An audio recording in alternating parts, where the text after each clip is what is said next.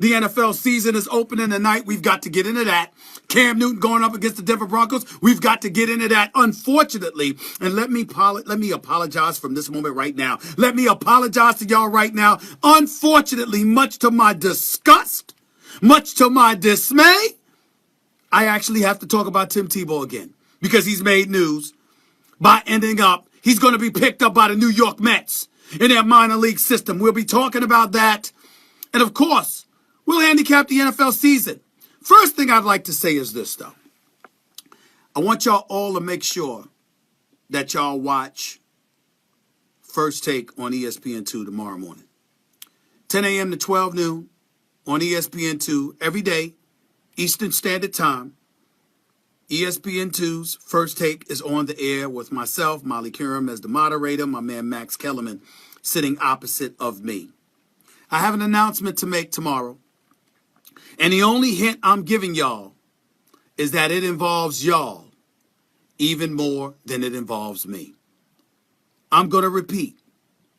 It involves y'all, the viewers, the listeners, even more so than it involves me. I will talk to you. I will explain exactly what I'm talking about. People have speculated about it in the media, in the past, and in the blogosphere. They're all wrong. They don't know what the hell they're talking about because I haven't told anybody. But I will tomorrow on national TV, right here, right there, on First Take. So I would ask that y'all watch the show, that y'all do not miss it, because it involves y'all more than it involves me. I will explain. Trust me when I say, whole bunch of y'all out there been talking a lot of smack for a long time. And it is time that I address it head on. I will explain exactly what I'm talking about. Just make sure you tune in tomorrow on First Take on ESPN2 at 10 a.m. Eastern Standard Time. You do not want to miss it. I promise you.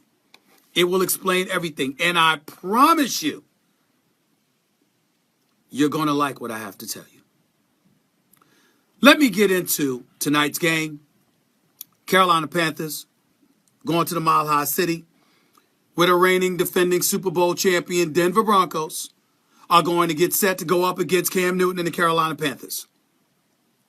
Let me just put this out there right now to get this out the way because I'm not into all the suspense. Most of the time, anyway. Let me just put it right out there. I'm picking the Carolina Panthers to win the Super Bowl championship. I'm picking the Carolina Panthers to win the Super Bowl championship. I'm picking Cam Newton, second-tier quarterback that he is, to win the Super Bowl championship. And I am picking them to beat the New England Patriots and Tom Brady in order to pull it off. Now, let me break down the AFC first so everybody understands where I'm coming from. I think Denver doesn't have a quarterback. Don't give me Trevor Siemian. He'll be lucky to make it through the night. I'm wishing him luck. I'm quite sure he might have a bright future ahead of him. Nothing but love for him. Nothing but love. But the man got drafted in the 7th round in 2015. The man did not throw a single pass all of last year.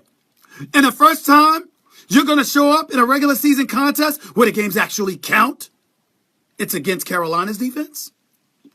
With Kuechly and Thomas and the crew, I don't care that they don't have Josh Norman. The front seven is still big time and elite. No matter what question marks I have about Carolina, their defense is still legit.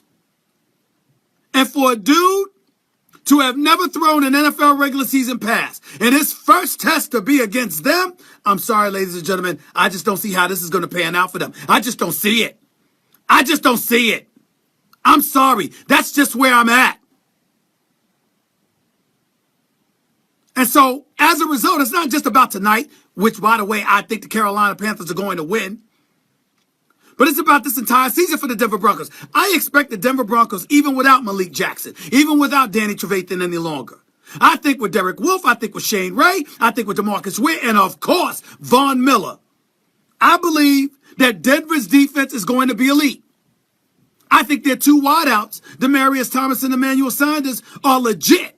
And by the way, congratulations to Emmanuel Sanders because he deserves his $27 million guaranteed.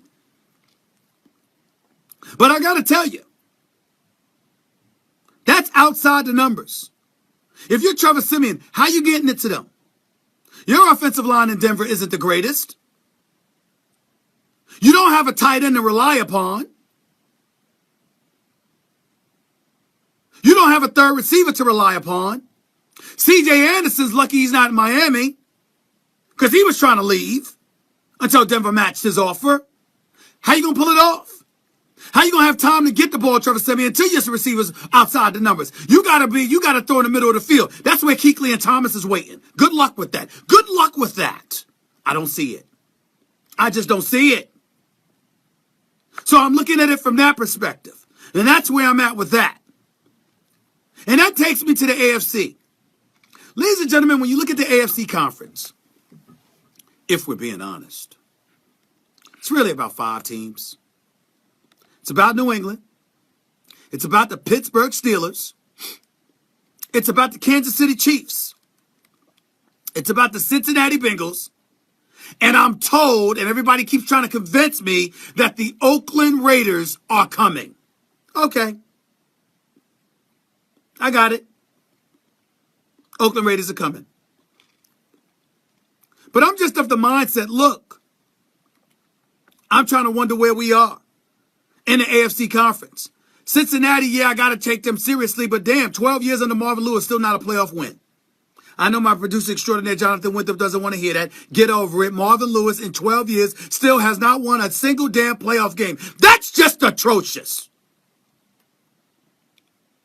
I can't count my man John Harbaugh out in Baltimore. And I love me, my brother, Ozzie Newsome, one of the best in the business.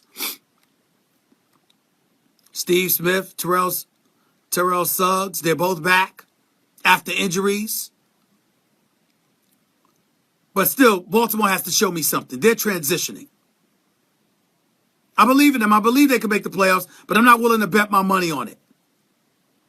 Pittsburgh Steelers have a high-powered offense. Their defense is still suspect. Bud Dupree going down is bad news for me because I'm a diehard Steelers fan. But this offense, even without Martavis Bryant, who couldn't stay off the weed, even without him, Steelers offense is still high-powered. Antonio Brown, best wide receiver in football. Ladarius Green, he's replacing Heath Miller. You still got Marcus Wheaton. You got Sammy Coates to replace Martavis Bryant. You got Le'Veon Bell and D'Angelo Williams, even though Le'Veon Bell has got out for the first 4 games with his suspension, if I remember correctly. Was that confirmed, by the way? It's definitely he's going to be suspended, right? No, he's been trying to appeal that, but I don't think he's playing this weekend.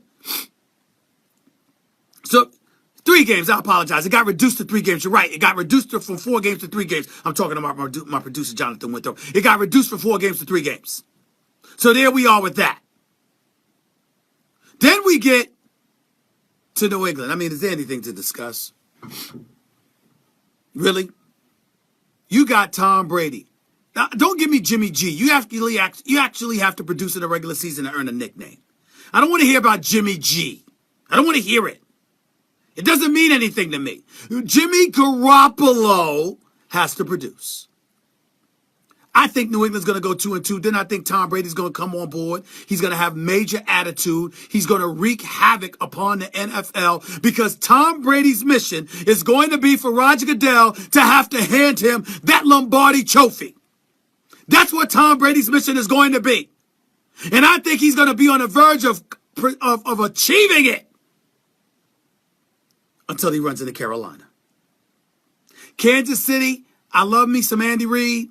I believe in them as a team. Jamal Charles not being ready for week 1. Alex Smith being the ultimate game manager. You really only having 1 receiver in Jeremy Maclin. Tamba Ali and Justin Houston being injured and coming back and may not having been 100% or not being 100% at this moment in time. I'm not sold on Kansas City. I'm just not sold.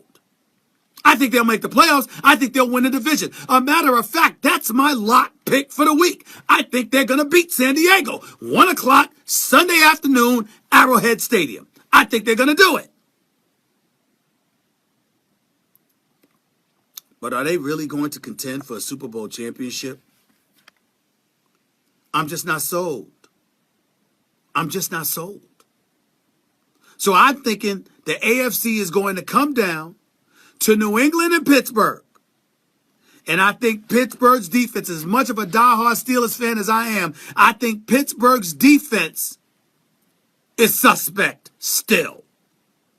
And because of that, my faith has diminished.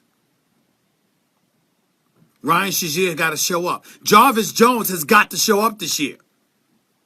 Pouncey being back on that offensive line is huge. D'Angelo Williams can hold it down until Le'Veon Bell comes back for game 4. And without injuries, I fully anticipate and expect my Steelers to be in the AFC Championship game. But the New England Patriots acquiring Martellus Bennett, pairing him with Gronkowski, the Edelmans of the world coming back, Bill Belichick always having a receiver in his back pocket, and Tom Brady's hostility towards everybody, I believe, spells trouble for all things that are not the New England Patriots. Anybody that goes against the New England Patriots. As it pertains to Cam and Carolina, here's my thinking, ladies and gentlemen. Jordy Nelson coming back to that bad man that he is. Aaron Rodgers is huge. Arizona with Chandler Jones, with their offense coming back intact, is huge. Seattle with Cam Chancellor not holding out and being ready from opening tap. The Legion of Boom has returned, and Russell Wilson having elevated his game to different levels over the last 8 weeks. That's huge.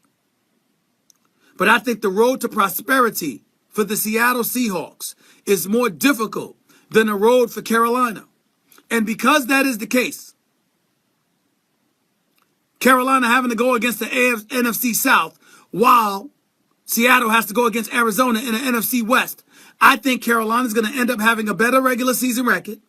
I think as a result, they'll have home field advantage. I think Green Bay and Seattle and Arizona will be nemesis, but they still have to come to Charlotte, North Carolina in order to seal the deal, and I don't think they'll be able to do it. And because they have home field advantage, I think Carolina is going to get back to the Super Bowl. And at that moment, I think that Cam Newton is going to reminisce about what happened to him in last year's Super Bowl, when Rimmer couldn't block Von Miller to save his life, when Von Miller sacked him 6 times, when he forced 2 fumbles and 5 hurries, and ultimately Cam Newton was sacked 6 times on the night. I believe this is one of those moments where Cam Newton rises to the occasion, makes amends for what happened to him last year in the Super Bowl, and the Carolina Panthers come home with the Super Bowl title. 888 Mad Dog 6 is always the number to call up. That's 888-623-3646. Ladies and gentlemen, I wanted to also get into Tim Tebow. I want y'all to understand my frustration. I want to apologize to Tim Tebow because I'm not trying to cast aspersions on him. Do I feel he can throw? Hell no. I still don't think he can throw. I don't think he can throw a football. I doubt he can throw a baseball. But that's not what it's about with me. Tim Tebow is a football player. And I'm happy for him on a personal level that he's getting the opportunity to do what he wants to do. But I have a question for y'all out there, you fair-minded, God-fearing Americans who supposedly love this country and love all the issues of fairness and beyond. Those of you who got on Colin Kaepernick, and Colin Kaepernick talking about folks in the minority communities being treated unfairly. I have a very, very simple question for all of you out there. All of yous.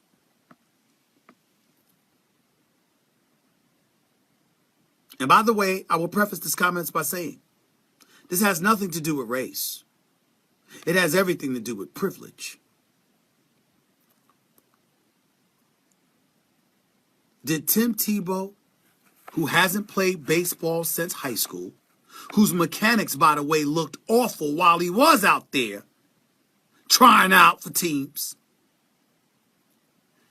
did Tim Tebow, who hasn't played ball since high school, warrant 46 scouts and personnel from 28 different teams in Major League Baseball to come watch him try out? Did he deserve that? Are y'all going to really call up on this show? Or see me on national television? Or try to look me in my face and tell me that Tim Tebow deserved 46 scouts and MLB officials from 28 different teams to come and watch him try out?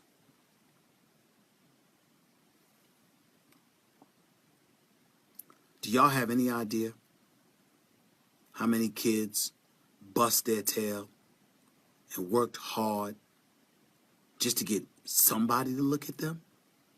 Do you have any idea how much the minor league players themselves wish that 28 scouts from 46 scouts from 28 different teams came to watch them? If you really wanted to test Tim Tebow, how come you didn't make him play against the minor leaguers? Why didn't he get the chance to try out against them? How come he couldn't go against their pitching? How come he couldn't go against their hitting? How come he couldn't go against their fielder? How come you couldn't put him up against them to see how he performed directly against them? Talk about privilege. This is the problem. These are the kind of things that Colin Kaepernick was alluding to. It ain't just police brutality. It ain't just actions against people of color and minority communities. It's the discrepancy that exists. The flagrant discrepancy. The privilege others received compared to the many who don't. That's what we're talking about. But y'all don't get that, do you? He's Tim Tebow. He loves the Lord. He's such a nice guy. He's all those things. Tim Tebow's a great guy. And I'm rooting for Tim Tebow. I really, sincerely, from the bottom of my heart, so help me God, I really hope that Tim Tebow succeeds. I really hope that he's successful. I really, really, really hope that Tim Tebow does not embarrass himself. But I got to tell you, it's still symptomatic of a problem that exists in this country. The privileged few against the tried many. That's our problem. A matter of fact, it's such a problem that I'm willing to tell you that as much as racism is still prevalent in our society, that ain't even our biggest issue anymore. Our biggest issue is classism. Those who have, get. Those who are deprived, starve. And Tim Tebow keeps getting and getting and getting. And I have no problem with it. But I got a few young brothers in the streets, in the park, who can play a little baseball too. Are 46 scouts and MLB personnel from 28 different teams going to show up to watch them? Especially when they haven't played in 10 years? Tim Tebow started at Florida as a football player. He won a Heisman playing football. He won 2 national championships playing football. What the hell does that have to do with baseball?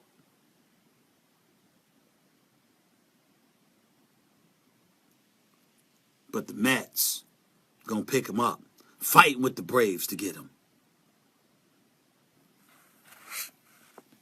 No wonder we got problems in this country, America. No wonder we got problems in this country. 888 Mad Dog 6 is always the number to call up. That's 888-623-3646. You are listening live to the Stephen A. Smith Show, Sirius XM, Mad Dog Sports Radio, Channel 82. Back with more in a minute.